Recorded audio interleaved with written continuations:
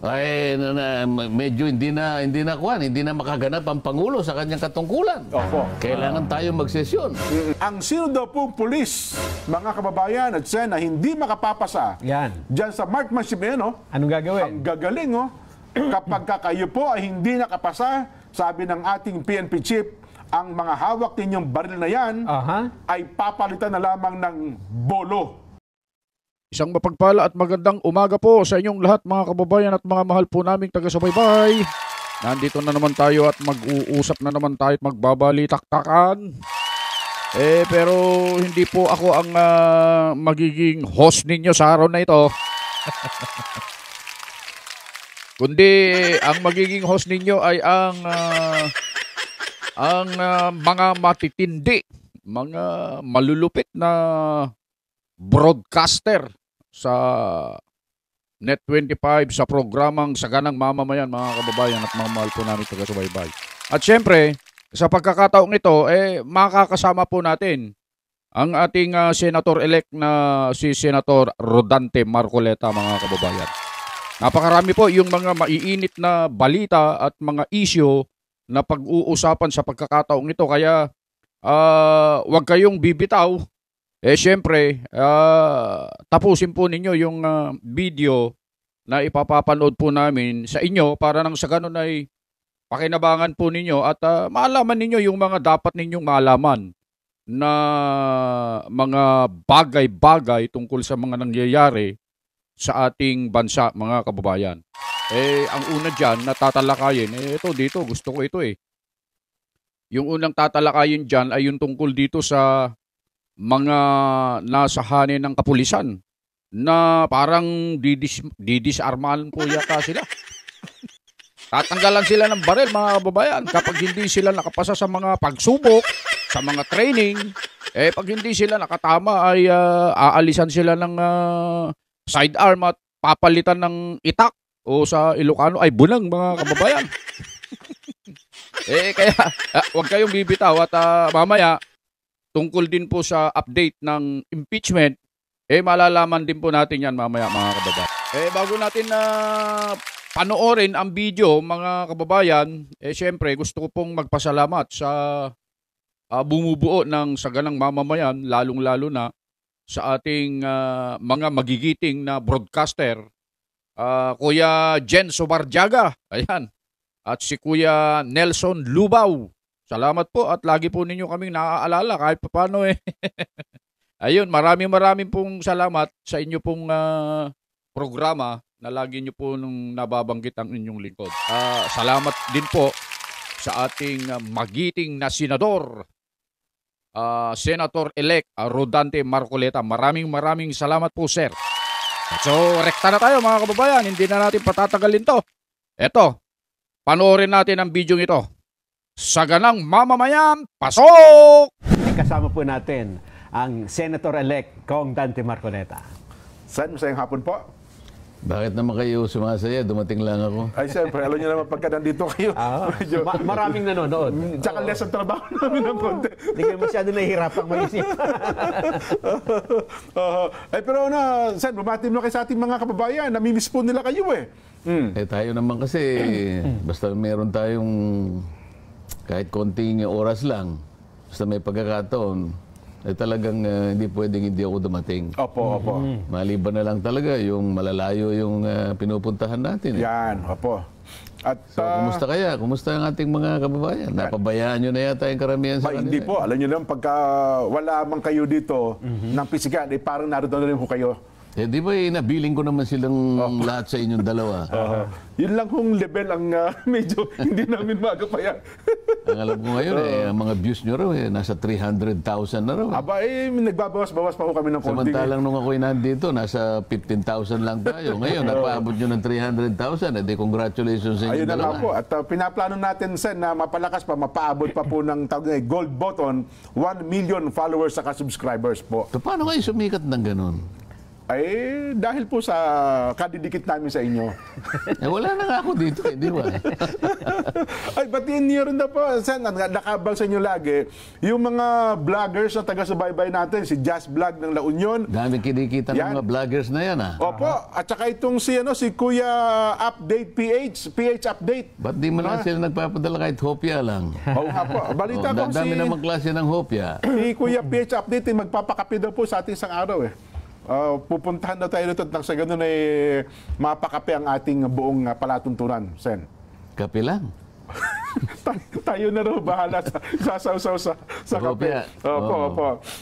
Ayun, una po sa ating mga kababayan, ano ba ang mainit na issue ngayon, Nelson? Aba, siyempre, dahil kasama natin si Sen Condante. Naghahanap kasi ako na medyo light ng konti sana kasi di ba naipangako natin dati kapag Biyernes at pag nandito si Sandante ay light issue. Hindi natin maiwasan dito, Jen, eh. Kasi minsan-minsan na lang natin siya makakasama, kailangan lubos-lubosin na natin. Kasi hindi naman ako sumasaw-saw sa mga pinag-uusapan nila ngayon dahil wala pa naman ako roon, di ba? Ako sa bagay. Ay, totoo po. Opo. Pero ang inyong mga reaksyon, Sen, may malagang bagay po yun. Hindi lang yun. Yung for academic purposes, for academic discussion, hindi natin yung merit, hindi eh. May academic discussion. Yung sinasabi natin.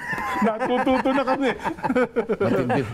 Matindi na. Kaya pala umabot na kayo ng 300,000 sa mga views ninyo. Hindi, medyo yung light ng konti. Hindi na ako makaabot sa inyo. Opo, medyo light lang ng konti. Yung light muna, yung light. Okay. Hindi, kasi sa part ng PNP, natuwa lang kami ni Nelson.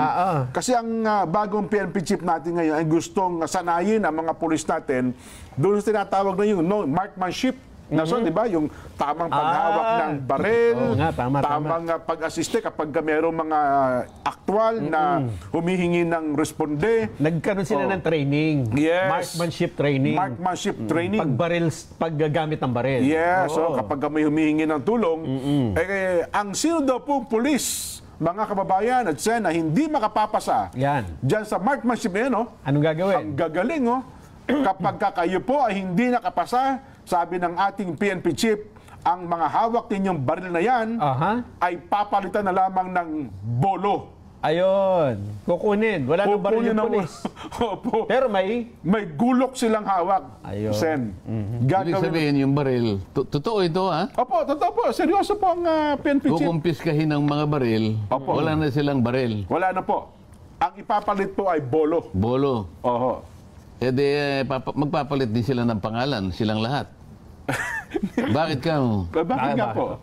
Puro Andres Bonifacio na silang lahat eh. Bolo na Wala naman baril si Andres Bonifacio eh. Wala. Itak lang ang dala, di ba? Opo. Parang gusto lang ata sabihin ng ating PNP chief, galingan ninyo. Tsakin ninyong na kayo ay makapapasa para yung baril ninyo ay hindi bawiin sa inyo at palitan ng gulok. Parang gano'n lang siguro ang ibig sabihin, Sen. Sana nadala ko yung, di ko alam na ganito yung pag-uusapan natin eh. Meron akong video kasi, nung ako ay tumutudla pa dyan sa Karingal.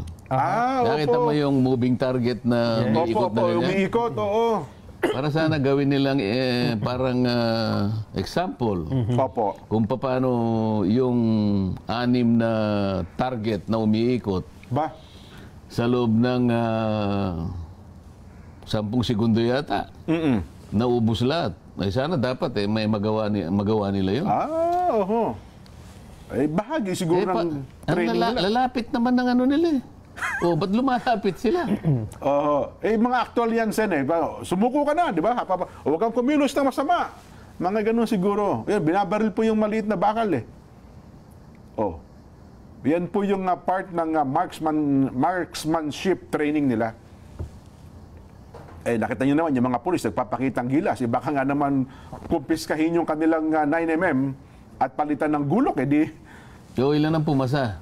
Wala pa po. Ongoing po ata ang test nila. Training muna. Ang training po muna nila. After training, yung examination. So kapag nakita mo ang pulis ngayon, nakasalubong ka, may itak siyang dala. Bagsak. Bagsak nito. Ayos. Sige, alam na natin ngayon. Yung pala, tandaan na tayo. Ay, nako. Yan po, naisingit ko lang, Sen. Nelson, ano pa ba yung mga mainit na issue natin ngayon? Ayun nga yung nakalagay, Tanggalin natin baril nila, palitan natin ng bolo. PNP Chief Nicolas Torre. Ayan, nakita mo. Kaya seryoso Baka yan. naman hindi itak, baka batuta. Yan naman ang karaniwang nakikita sa kanila eh. Oh, bagay nun, di ba, yung mga dating pulisan, pito at saka batuta lang, wala pa naman silang baril eh. At saka ang baril dati, revolver, di ba, hindi bola. Buti nga ngayon po, 9mm na sila eh. Ngayon po, nawala na yung pito eh. Tsaka bihira na ako makakita ng pulis. Parang wala na nga na may daladalang batuta. Dati po, pito at batuta lang. Pero ang pulis yun, ginagalang, nilarespeto. Kapag ka pumito na ang pulis, Takbuhan na. takbuhan na yung mga nagsasabong at mga nagkakarakrus. Ayun. sige.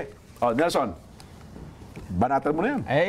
Ito naman, Sen, ang maraming nagtatanong ay, siyempre, kailangan natin ng expert dito, Sen. Yung bang update sa impeachment trial, yung impeachment... Meron na bang update? Wala pang galaw, di ba? Wala pa. Hindi ba isinuli? Ang alam ko, sinuli na eh. Mula sa pagkakasuli, wala pa kasi naka-break. Yes. Opo. Kaya lang, may mga nagpapile ng mga sagot eh. Noong una rito ay nagpile yung kampo ni Vice President Sara Duterte. Hindi, kasi may utos naman. Yes. Yung summon. Pagkatapos na isoli yung impeachment, na siyang kumakatawan ng kabuuan ng articles of impeachment, kapag daka ay nag-issue ng summons ang impeachment court. Opo. Pinasasagot ang Vice President sapagkat siya yung na-impeach na opisyal ng ating bansa. Sangayon sa tuntunin naman, meron siya 10 araw na makasagot. Tama po. So kailan niya naisubmit siya sa loob ng takdang panahon, Jen? Noong hapon, yung last day mismo. hapon niya. Ano yung last Bandang day? hapon. Lunes ba, Martes? Parang Lunes, 11, di ba? Hindi. Basta yung last day po mismo, ng bandang hapon. Hindi, kasi meron siya hanggang... Ang summons ibinigay Opo. ng 11 ata. Oho. June 11. So 10 days, meron siyang 10 working days. Yung 21, anong yun? Sabado yun eh. Opo. 22, linggo, sa makatwid, 23, tama, Lunes nga po. 23 niyang may sasubmit. Lunes. Oho. Ngayon, sa tuntunin, pagka sumagot ang subject official na na-impeach, may karapatan namang sumagot yung prosecution. Oho. Yes. Sa loob naman ng 5 araw. 5 araw Days, po naman opo. sila. Ngayon, teka muna, parang coincidence eh. 23 nung matanggap. Opo. May balita nga ako nung sineserban ng kopya yung House of Representatives, ayaw daw tanggapin eh. Ganun po. Oo, nagkaroon pa yata ng pagdududa. Tatanggapin ba natin ito o hindi? Kasi nung ibinabalik, di ba, yung kopya ng kanilang Hindi, impeachment. nagkaroon talaga ng matagalan. Nagtawagan pa ng kung sino-sino. Inabot yata ng 5 oras bago tuluyang tanggapin. Ito yung nakakapagtaka eh. Parang hindi nakahanda yung prosecution panel. Ba't di mo tanggapin? Sa regular court kasi, dinimanda mo si palagi kayong dalawang ginagawa. Wala naman ako magagawang example. Totoo po. Ikaw naman ngayon ang demanda kay Jen. Oo. Sasagot si Jen ngayon. Ngayon, bago niya i-file sa korte, titingnan ng korte kung binigyan Ng kopya. kung binigyan mo na si... Ayun. kasi kailangan mong bigyan. Hindi tatanggapin ng korte, hindi mo ba binibigyan yung kalaban? Pagka nakita niya, kasi either meron kang nakadikit na yung stamp. Okay. Halimbawa, yung ginamit mo yung postal, meron ka resibo ng yung ang tawag doon kasi yung meron kang, nakalimutan ko na yung mga termino eh, meron kang resibo, ikakapit mo ngayon doon sa nang ipapile mo sa korte. Nangangahulugan na yon, binigyan mo. Ng kopya. Oo, ganun din Yung yun. Sa kabilang mga panig. tweet, ipapile niya sa korte, sa impeachment court, hanapin ng impeachment court, teka mo na, binigyan mo na ba yung kabila? Ibig sabihin, yung prosecution. Kung mo, mga seasoned lawyers ito, minabuti muna nilang yung kopya, hand carry din, ha? Oo. Hindi nila ginamit ang postal office. Okay. So, pumunta sa pumunta sa opisina. Daw, Opo, ito na pumunta sa babalita ko opisina lang. ng SecGen, oo. Parang totoo naman eh. Oo. Ano, di man dinideny eh. O dahil, nagkaroon na, teka, matatanggapin ba natin? Nakakatawa eh. Oho. Bakit hindi mo tanggapin? Yun ang proseso. Hindi tatanggapin ng impeachment court yung sagot ng Vice President Kung walang... kapag walang batayan na ikaw, binigyan mo muna yung kabila. Ayun. Siguro, napagmuni-muni nila, sige, tanggapin na natin. Oo.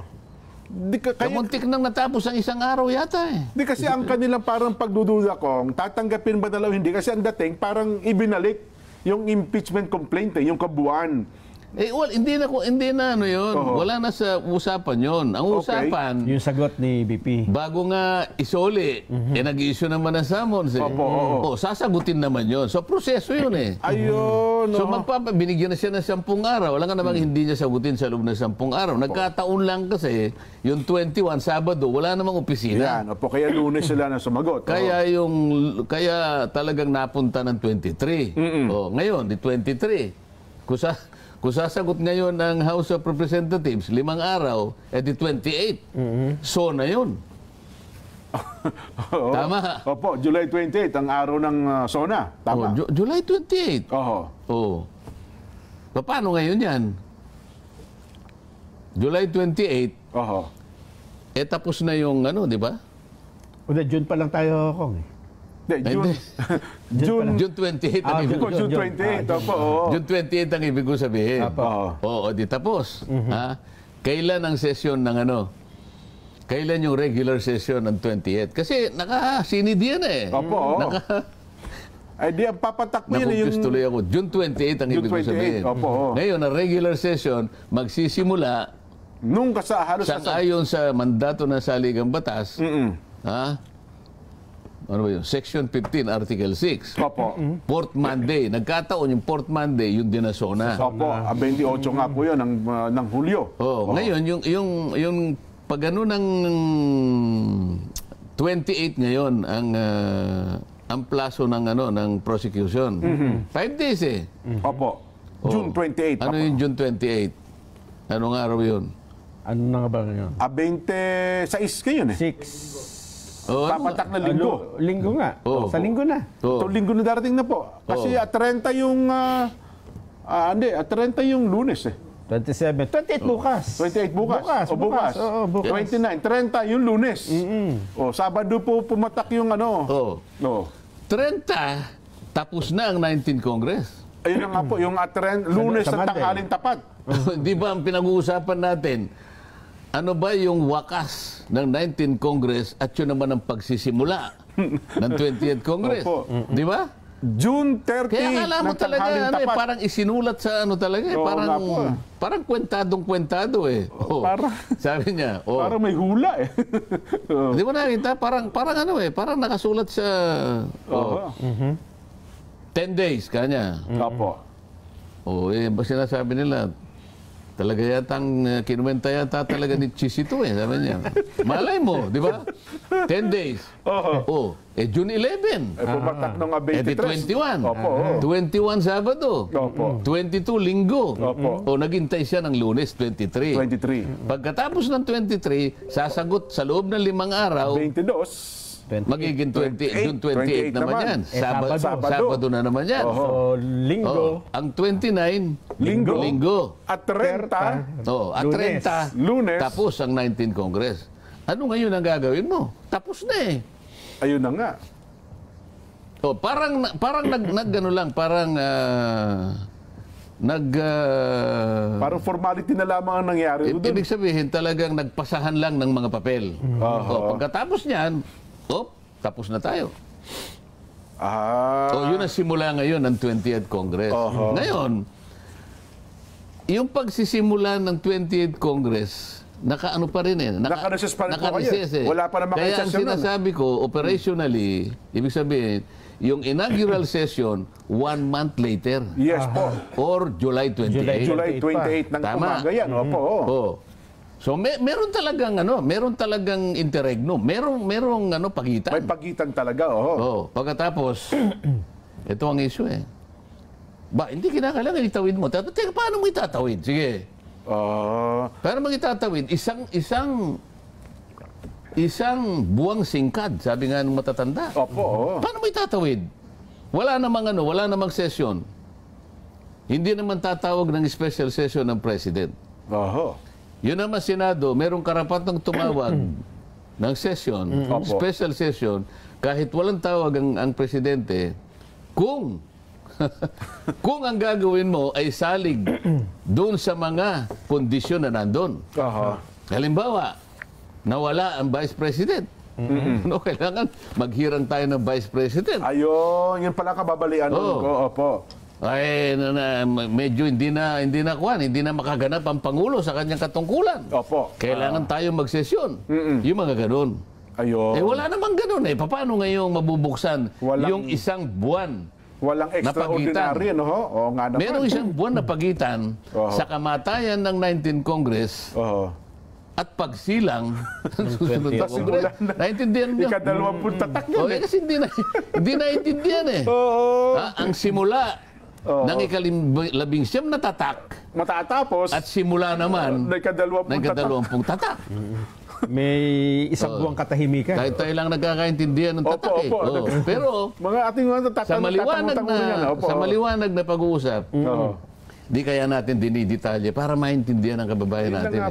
So, medyo may kahirapan ito eh. So paano mangyayari? Kasi sabi nga yun, Nelson, ito ngayon ang labanan. May isang buwang katahimikan. Kahit isang araw na katahimikan, ibang usapan yun. Ay, opo naman. Yung pa kayang isang buwan na katahimikan. Sa Biblia yun. Ang isang araw. Ay, opo, isang libong taon po yun. Ang araw na katahimikan, 1,000 taon. Opo. Kaya huwag niyong ginagawang maliit na bagay malaking bagay po yung 30 araw na yun. Tingnan mo yan, direct, yung ating cameraman, nakatingin ng direct. Akala mo, naintindihan na niya. Mukhang nakukuha niya na. Alam ni Kuya Plin yun. Ngayon, may isang buwan tayong pagitan. Tanong. Kumbaga, ito yung papel eh. Di ba? Yan ang pinag-uusapan eh. Ito yung paano mo itatawid dito yan? Ito yung pagitan eh. 30 araw ang pinag-uusapan. Paano mo itatawid dito? Yan ang matindihang debate ngayon. Kasi nga talagang, wala namang sesyon.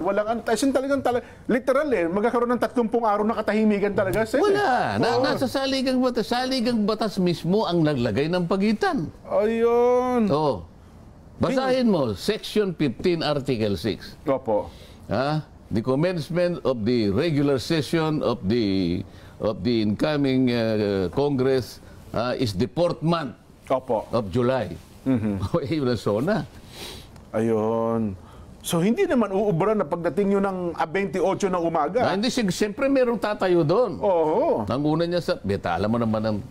Botohan mo na yan eh. Speaker at saka Senate President muna, di ba? Siguro, sabi siguro, parliamentary inquiry, Mr. President. Kausap niya si Chis Escudero. Kunwari, si Chis palagay mo si Chis Escudero pa rin ang Senate President. Yan, na hindi nakuha ni Robin Padilla kunwari. Mr. President. Parliamentary inquiry. What is the parliamentary of the gentleman or the blah blah blah lady of blah blah blah? Mr. President, I want to know what happens to the impeachment blah blah blah. It is not in our agenda today. Wala naman. Kasi wala sa agenda pa yan. Ano isasagot ni yan na yung banatan. No. Sabi niya, the Senate is a continuing body. Ayan na, mag-uumpisa na naman yan.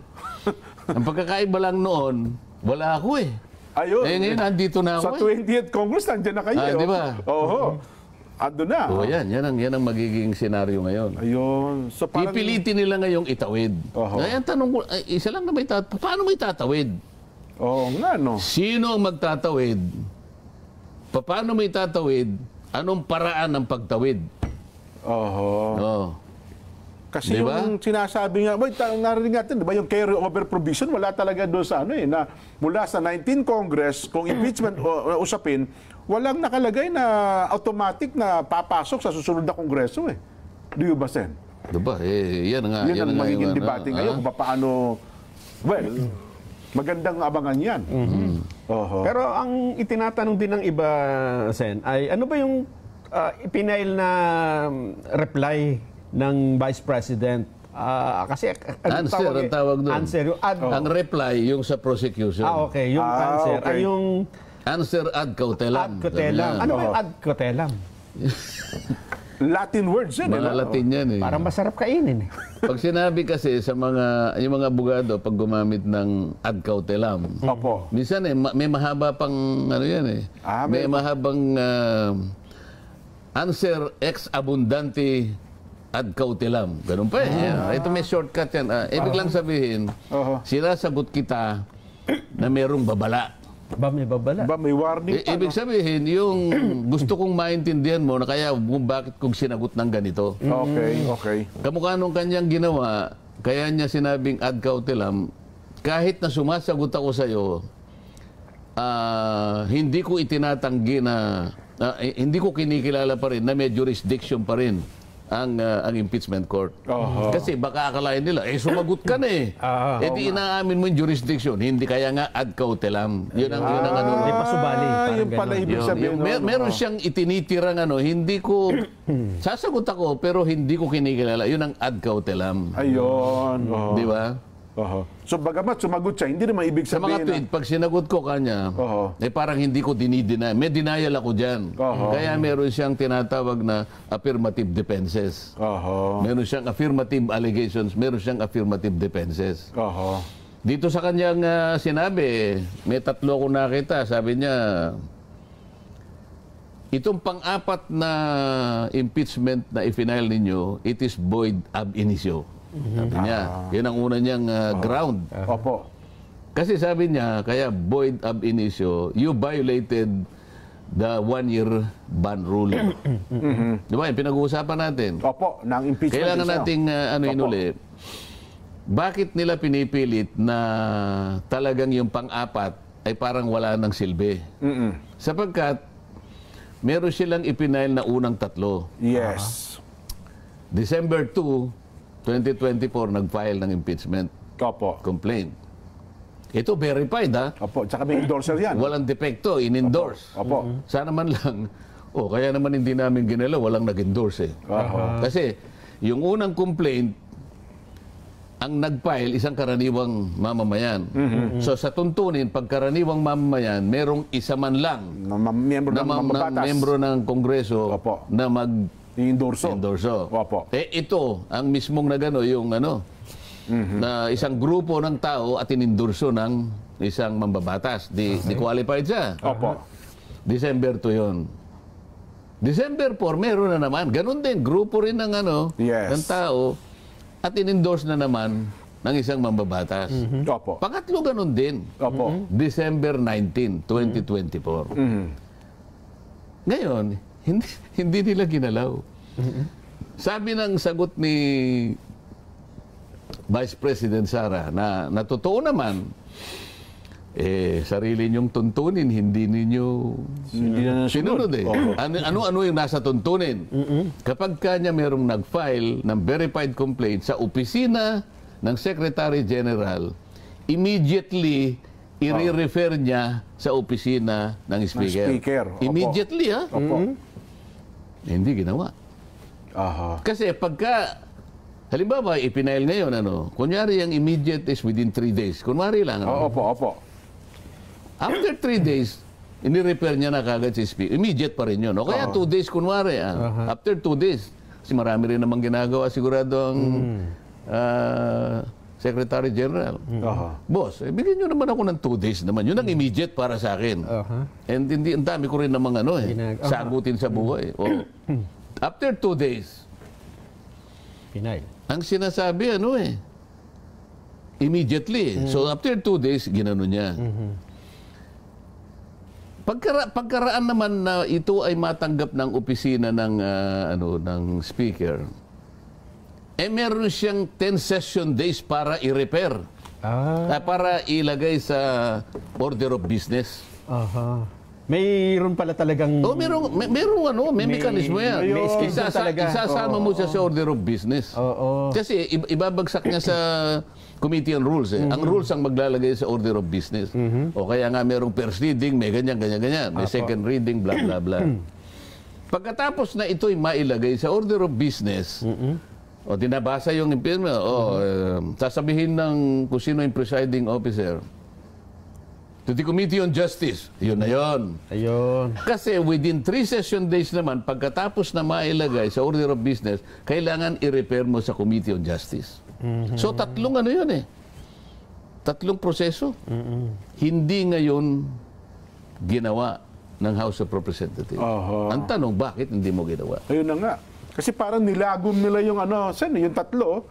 Pagtapos ng pagdating ng pang-apat, doon nila wala tayong problema doon kahit lagumin mo. Kaya lang, ang pinag-uusapan, immediate mong i-repair.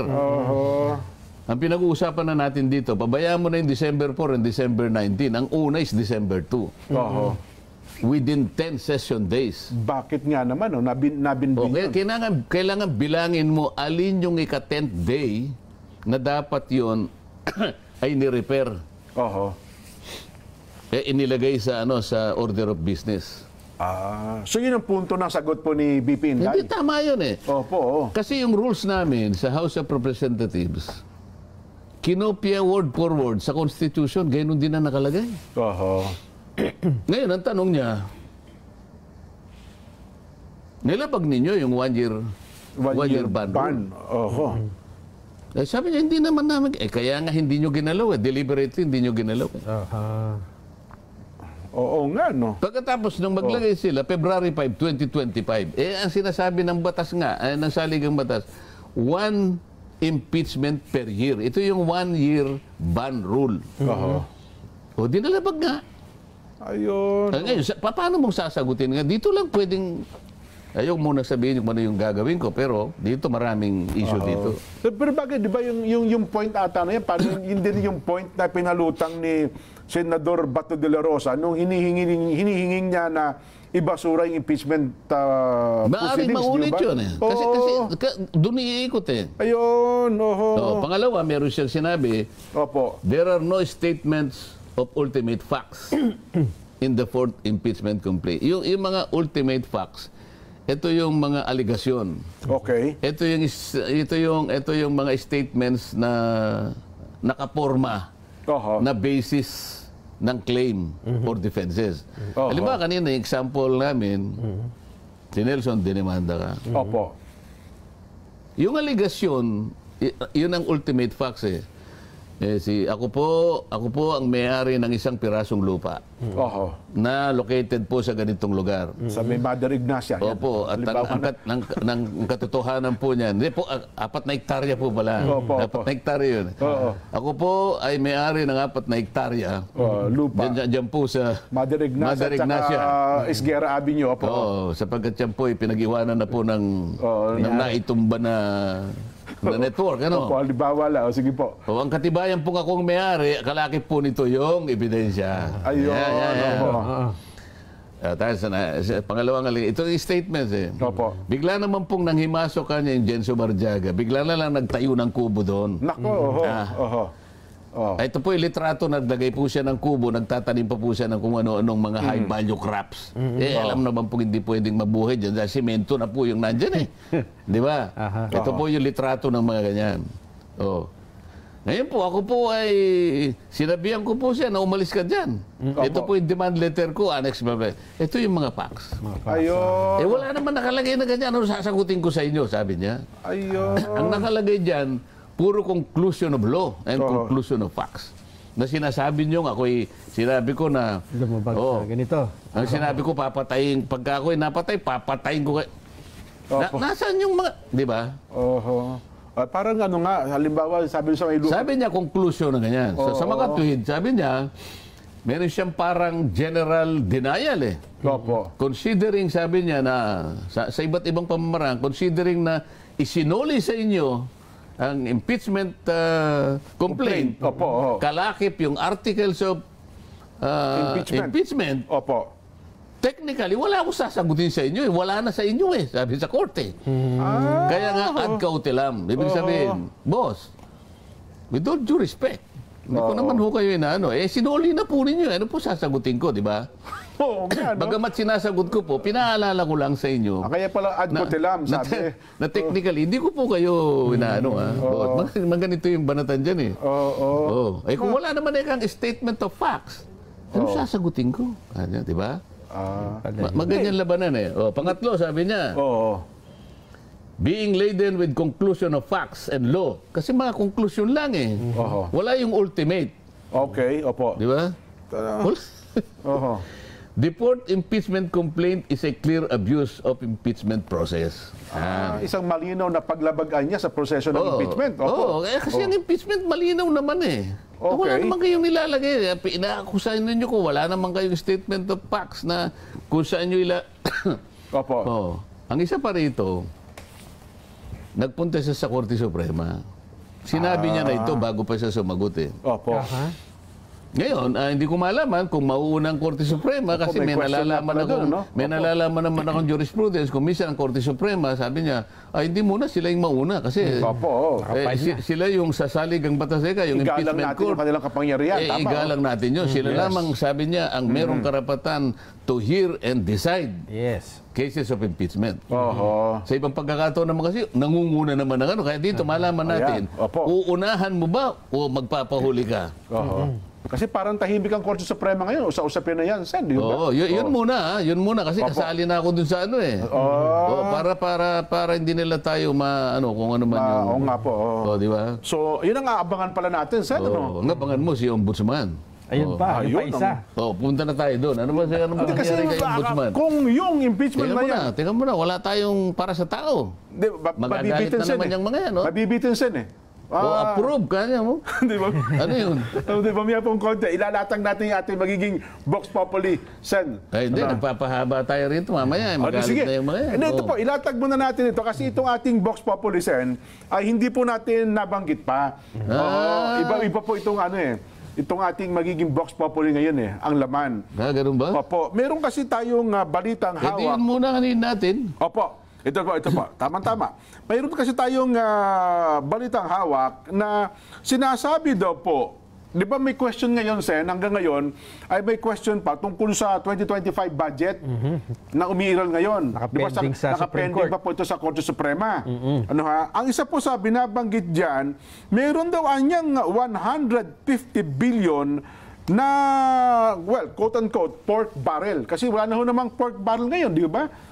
Pinagbawal na ng batas yun Bawal na yun. Bawal na nga po, Pero, sabi po ng Malacanang, mariin po nila pinabubulaanan ng Malacanang ang ulat na meron daw po nakapaloob na pork barrel fund sa nakalaan sa ilang lugar sa 2025 national budget.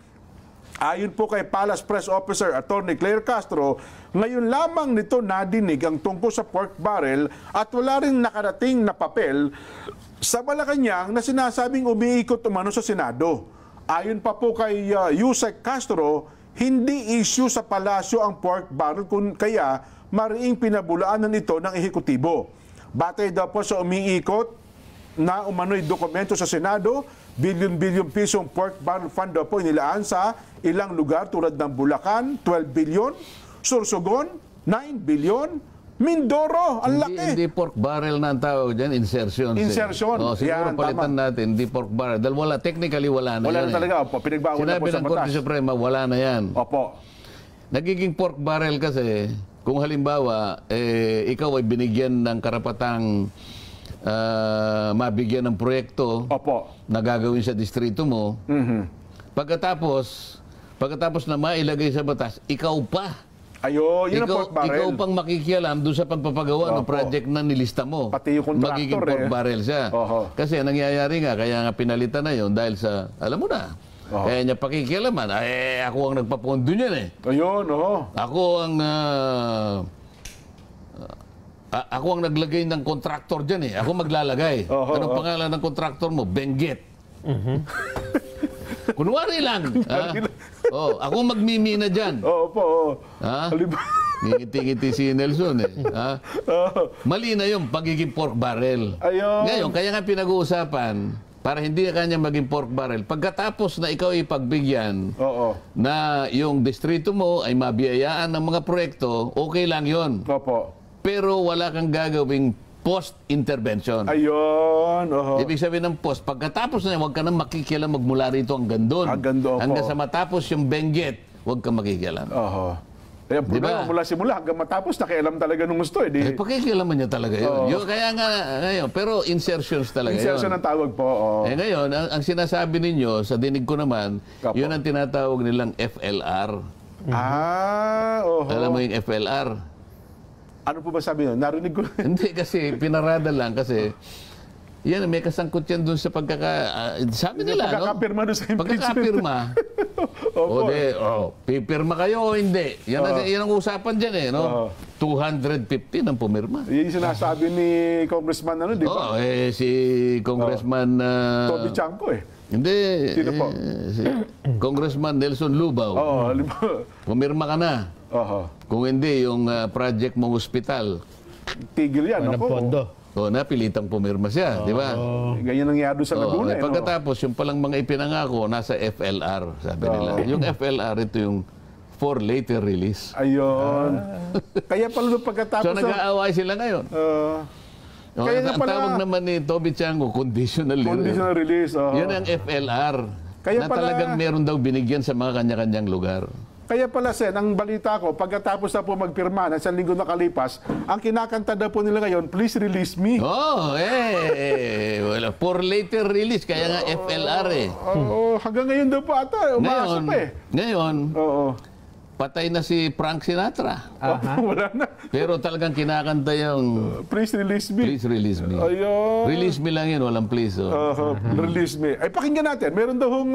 Yung kanta? Yung kumanta? Hindi. Yung naging pahayag ni Secretary Claire ukol sa bagay na ito. Ano ba masasabi mo dyan, Yuse Claire? Wala pong nakakarating sa amin na ganyang balita. Ngayon ko, on my part, ngayon ko lang din po nadinig ang ganyang sinasabi niyong papel na nagsisirculate. Yes. Wala pong nakakarating sa atin. At hindi po ito nagiging issue sa palasyo. So, sorry, we deny that. Ayun. Kaya nga atin daw po magiging Vox Populi, Sen, mga kababayan, na may kinalaman ukol sa bagay na yan. Kumbinsido ba kayong may pork barrels insertion sa 20... Ilagay nyo na lang ng exclamation point yung pork barrel kasi insertion yun eh. Opo. Kaya nga po, slash na lang Quotation. siguro, quotation, pork barrel insertions, ayan, sa 2025 national budget para sa mga mambabatas. Yan. Kung ang sagot nyo po ay opo, kumbinsido po ako, meron yan, letter A. Kung ang sagot nyo naman po ay, parang wala naman po yan eh. Hindi ata na-release. Kumbinsido ba kayong may pork barrel insertion sa 2025 national budget para sa mga mambabatas? Ang nagsabi ng, nako, meron po niyan, 95%. Ang nagsabi ng wala po, 5%. Meron pa palang naniniwalang wala yan, no? Opo, ganun talaga. Oo.